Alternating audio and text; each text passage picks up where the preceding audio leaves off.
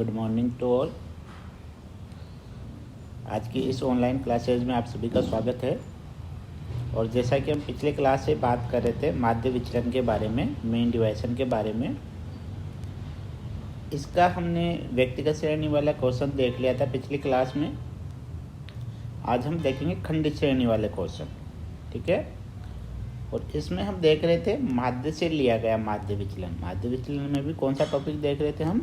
माध्य से लिया गया माध्य विचलन। यहाँ लिख देता हूँ मैं, माध्य से लिया गया माध्य विचलन, ठीक है। ये वाला टॉपिक हमारे चल रहा था और इसके न्यूमेरिकल क्वेश्चन हम सोल्व कर रहे थे। तो आज हम लेंगे खंडित श्रेणी वाला क्वेश्चन, ठीक है। उदाहरण के रूप में मैं एक क्वेश्चन ले रहा हूँ।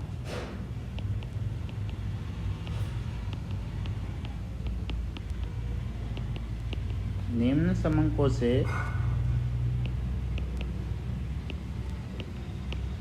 माध्य से लिया गया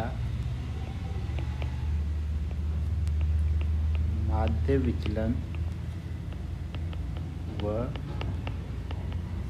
गुणांक ज्ञात कीजिए।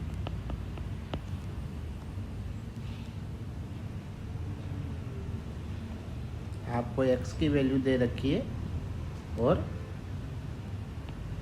f की वैल्यू दे रखी है।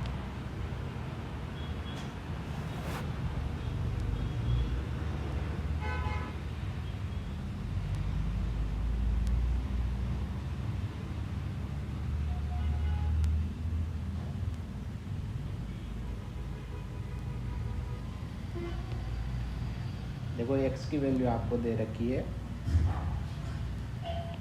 10, 20, 40, 50, 80 और 100। आपको f की वैल्यू दे रखी है 2, 5, 8, 7, 5 और 3, ठीक है।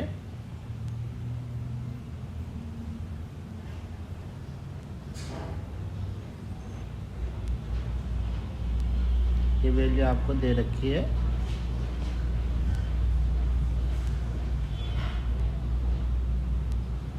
x और f की,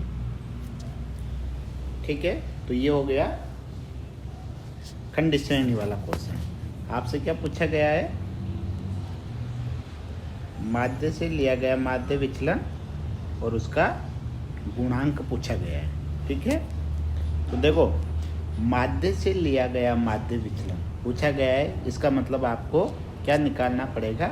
x बार निकालना पड़ेगा, ठीक है। और माध्य विचलन का फॉर्मूला क्या होता है? क्योंकि ये माध्य से लिया गया है तो इसका फॉर्मूला होगा mean deviation in x bar equal to sigma fx_a minus sigma fx_b minus na minus nb और x बार अपॉन n, ठीक है। यही फॉर्मूला लगता है खंडित हो या अखंडित श्रेणी का क्वेश्चन हो। अब माध्य से लिया गया है, इसका मतलब हमें सबसे पहले क्या निकालना पड़ेगा? माध्य निकालना पड़ेगा, ठीक है। तो माध्य का मैं डायरेक्ट वाला मेथड ही यहाँ पर यूज़ कर लेता हूँ, जो होता है सिग्मा fx अपॉन n, ये होता है।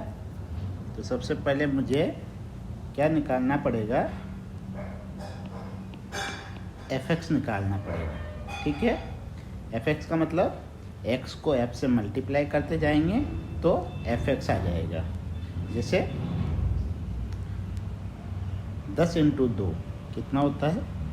20, 20 × 5 100, 40 × 8 320 50 इंटू 7 300, 50, 80 इंटू 5 400 और 100 इंटू 3 300। ठीक है,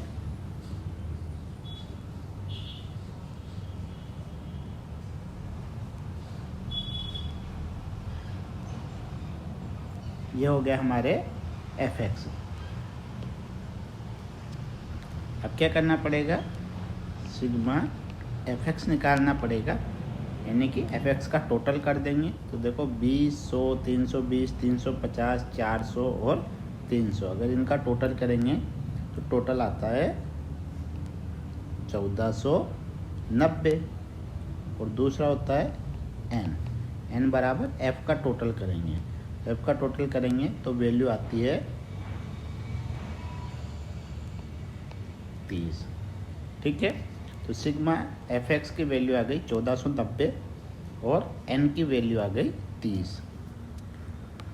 तो x बार निकाल लेंगे, बराबर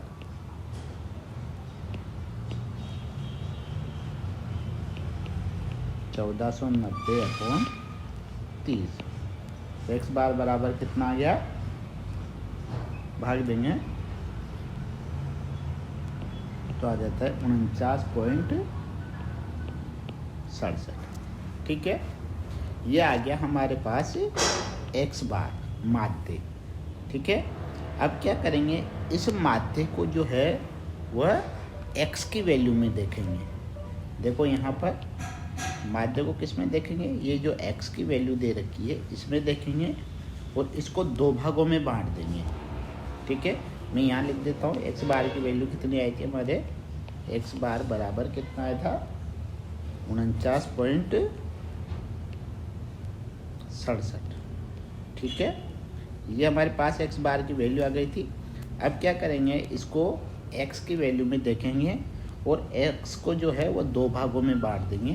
कैसे, एक तो 49.67 से बड़ी वाली वैल्यू और एक 49.67 से छोटी वाली वैल्यू। देखो x में 10 छोटी है, 20 छोटी है, 30 छोटी है, 50 जो है वो 49.67 से बड़ी है। ठीक है, तो एक ग्रुप तो जो है वो ये वाला हो गया 49.67 से बड़ी वाली संख्या, एक ग्रुप जो है वो ये वाला हो गया। ठीक है, एक बड़ी वाली वैल्यू और एक छोटी वाली वैल्यू।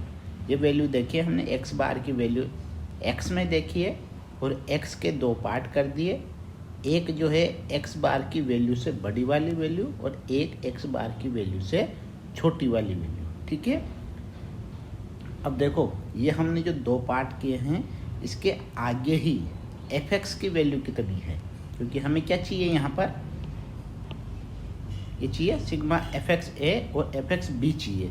यानी कि हमें क्या करना पड़ेगा, fx की वैल्यू को भी दो भागों में बांटना पड़ेगा, a और b। और ये किसके आधार पे बांटते हैं, x के जो दो टुकड़े होते हैं दो भागों में बांटते हैं, उसके सामने वाली fx की वैल्यू ही a वाली वैल्यू कहलाएगी और b वाली वैल्यू fx_b कहलाएगी। जैसे मान लो इसको मैं नाम दे दूँ,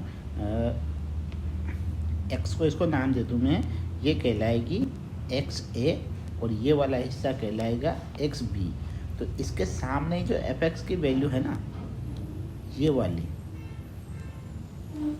ये कहलाएगी fxa और xb के सामने वाली fx की वैल्यू, ये जो वैल्यू है वह कहलाएगी fx_b। और इसका टोटल करेंगे तो हो जाएगा सिग्मा fx_a और b वाली संख्या का टोटल करेंगे तो ये हो जाएगी सिग्मा fx_b। ठीक है, ये बात क्लियर है। fx_a और fx_b कैसे निकालेंगे, जो हमारे पास xa वाला ग्रुप आया था उस ग्रुप के सामने वाली fx की वैल्यू fx_a कहलाएगी और जो हमारे पास x का ग्रुप b आया था उसके सामने वाली fx वैल्यू का टोटल ही सिग्मा fx_b कहलाएगी। ठीक है, और सेम ऐसे ही na ले लेंगे, ये जो ग्रुप है ये कहलाएगा na और ये वाला जो ग्रुप है ये कहलाएगा एन बी। ठीक है, ये ग्रुप निकालना, ये आपको ध्यान होना चाहिए। मेन ग्रुप केवल x की वैल्यू को देखकर निकाला जाता है। जो हम x बार निकालेंगे उस x बार की वैल्यू को x में देखेंगे और x के दो भाग कर लेंगे, एक बड़ी वाली वैल्यू और एक छोटी वाली वैल्यू, और जो वो दो भागों में बांटेंगे उसके सामने वाली fx की वैल्यू को दो भागों में बांटेंगे और f की वैल्यू को दो भागों में बांटेंगे। ठीक है, अब टोटल कर लेते हैं। सिग्मा fx a का टोटल 350, 400 और 300, ये आता है 1050। और ऐसे fx b का टोटल जो है वो आएगा 20, 100 और 320, ये आ जाएगा 440। ठीक है, ऐसे na का टोटल जो है वो आ जाएगा आपके 7, 5 और 3, ये आ जाएगा 15। और nb का जो टोटल है वो आ जाएगा आपके 7 और 8, 15, यानी कि दोनों 15-15 आ जाएंगे, na और nb। ठीक, अब इसको फॉर्मूले में लिख देंगे। हमारे पास सारी वैल्यू आ चुकी है। सिग्मा fx a की वैल्यू हमारे पास आ चुकी है 1050, सिग्मा fx b की वैल्यू हमारे पास 440 आ चुकी है, na की वैल्यू हमारे पास 15 आ चुकी है, nb की वैल्यू भी हमारे पास 15 आ चुकी है, और x बार की वैल्यू हमने निकाल ली थी 49.67, और n की वैल्यू हमारे पास 30 पहले से दे रखी है। तो लिख देते हैं sigma fx a 1050 minus fx b 440 minus na 15 आया माइनस nb भी 15 आया। x बार की वैल्यू हमारे पास 49.67 आई, अपॉन n की वैल्यू जो है वो 30 आई, बराबर 1050 में से 440 गए तो वैल्यू आ गई 610, माइनस देखो 15 में से 15 जाते हैं तो 0 बचता है, और 0 को किसी भी संख्या से मल्टीप्लाई किया जाता है तो 0 ही होता है। ठीक है, तो नीचे क्या आ जाएगा, 0 को 49.67 से मल्टीप्लाई करेंगे तो 0 हो जाएगा, और फिर आगे 610, और 610 में से 0 घटाएंगे तो ऊपर कितना बचेगा, केवल 610 ही बचेगा अपॉन 30। ठीक है, तो फिर हमारे पास आ गया मीन डिवाइसन इन x बार जो है उसकी वैल्यू हमारे पास आ गई 610 में भाग देंगे 30 का, तो आ जाता है 20.33। ठीक है, ये हमारे पास आ गया mean deviation in x bar. Clear? अब देखो इसका गुणांक निकालना है, तो मैं यहाँ पे गुणांक निकाल देता हूँ।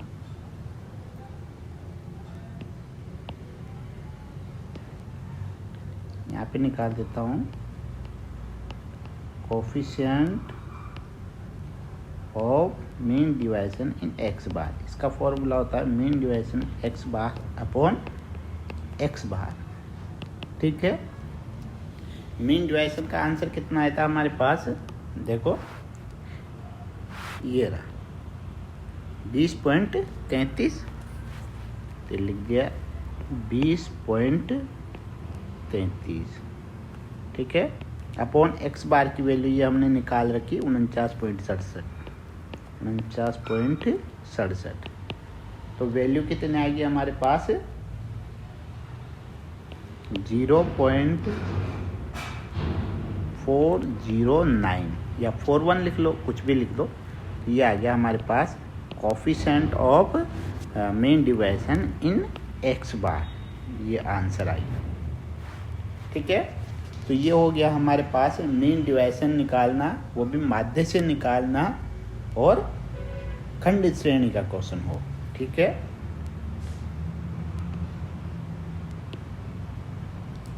देखो केवल इसमें समझना ये है कि माध्य से लिया गया, माध्य विचलन पूछा है तो माध्य से लिया गया पूछा है, तो सबसे पहले आपको जो क्वेश्चन दे रखा है उसमें माध्य निकालना पड़ेगा। ठीक है, हमने माध्य निकाल लिया। इस माध्य की जो वैल्यू हमारे पास आई उसको x में देखेंगे और x की वैल्यू को दो भागों में बांट देंगे, एक माध्य से बड़ी वाली वैल्यू और एक छोटी वाली वैल्यू। ठीक है, दो टुकड़े कर दिए। पहले वाले टुकड़े को यानी बड़ी वाली वैल्यू को नाम दे दिया XA और छोटी वाली वैल्यू के टुकड़े को नाम दे दिया XB। ठीक है, अब क्या करेंगे, XA के सामने वाले ग्रुप की जो N की वैल्यू है उसको नाम देंगे NA। ठीक है, और जो B वाला ग्रुप है उसके सामने की F की वैल्यू को नाम देंगे NB। ठीक, फिर आगे चलेंगे, FX वाले कॉलम में आ जाएंगे। XA के सामने जो ग्रुप बन रहा है उसको नाम देंगे FXA, और इधर XB के सामने जो ग्रुप बन रहा है उसको नाम देंगे FXB, और टोटल कर लेंगे FXA FXB ऐसे NA NB। बस यही निकालना था, बहुत ईजी है, इम्पोर्टेंट है। आज के लिए इतना ही, कल फिर मिलेंगे नेक्स्ट क्लास के साथ। ठीक है।